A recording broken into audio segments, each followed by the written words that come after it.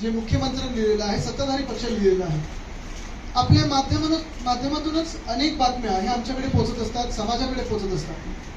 ज्या ज्या गोष्टींचा उल्लेख आम्ही ह्या पत्रामध्ये केलेला आहे त्याच्याशी तुम्ही सहमत आहात की नाही? तुम्हाला वाटत आहे की नाही की हा महत्वाचा विषय आहे की नाही? आणि म्हणून आम्ही एवढ्या छोट्या मनाचे नाही आहोत आणि छोट्या विचाराचे नाही आहोत की एखाद्या पदावरनं किंवा एखाद्या बसण्याच्या जागेवरनं वादविवाद करण्याचा. पण हे जे काही विषय आम्ही मांडलेले आहेत हे जनतेचे विषय आहेत, समाजातले विषय आहेत. मग कायदा सुव्यवस्थेचा विषय असो, महिला सुरक्षेचा विषय असो, तसंच पुरुषांचा पण देखील असो, लहान मुलांचं असो. मग तुम्ही तसं पाहिलं तर शेतकऱ्यांचे विषय जे सोयाबीनचे असतील, कापसाचे असतील. आज अनेक विषय या महाराष्ट्रात आहेत. अनेक मंत्र्यांना दोषी ठरवलेलं आहे. आकापोंड पासून कोणाचं कन्व्हिक्शन झालेलं आहे. पण जशी कारवाई सत्ताधारी पक्षात नसलेल्या लोकांवर होते तशी कारवाई सत्ताधारी पक्षावर का नाही होत किंवा त्यांच्या लोकांवर का नाही होत हा प्रश्न आज महाराष्ट्रासमोर उपस्थित झालाय. ठीक आहे, तुमचं कदाचित ईव्हीएम मुळे असेल, कदाचित वोटर फ्रॉडमुळे असेल, निवडणूक आयोगाच्या आशीर्वादामुळे बहुमताचं सरकार आलंय, 100% आलंय.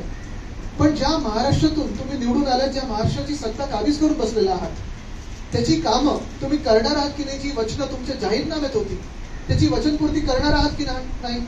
तसं पाहिलं गेलं तर इथे लाडके बहिणींना वाढवून देणार होते, 2100 देणार होते. ते सुरू झाले की नाही अजूनही माहित नाही. मी त्यावेळी देखील सांगितलं होतं की आम्ही तर वाढवून देणारच होतो, अधिकचं देणार होतो आणि महिला सुरक्षा देखील आम्ही इथे स्थापित करणार होतो. तोच कायदा, शक्ती कायदा, राष्ट्रपतींनी परत पाठवलेला. दिल्लीमध्ये 2500 देणार होते, पहिल्या कॅबिनेटमध्ये देणार होते, मंत्रिमंडळाची बैठक होऊन गेली. पण दिल्लीच्या मुख्यमंत्र्यांचं उत्तर तुम्ही पाहिलं की आमचं तर सरकार आलं, आम्ही जे पाहिजे ते करू, तुम्ही कोण प्रश्न विचारणार?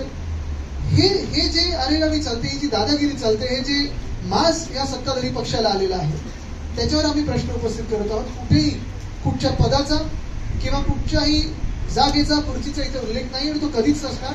ती पदं येत जात असतात. ठीक आहे, आज ते सत्तेत उद्या आम्ही असू, कदाचित उद्या त्यांचं भांडण विरोधी पक्ष नेत्यावर होईल.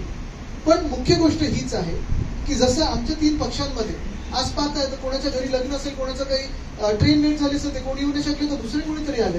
पण जसं सत्ताधारी पक्षामध्ये पालकमंत्री नंतर मालकमंत्री कोण बनणार ह्याच्यावरनं भांडण आहे, बंगले कोणाचे कोणाला मिळणार ह्याच्यावरनं भांडण असतात.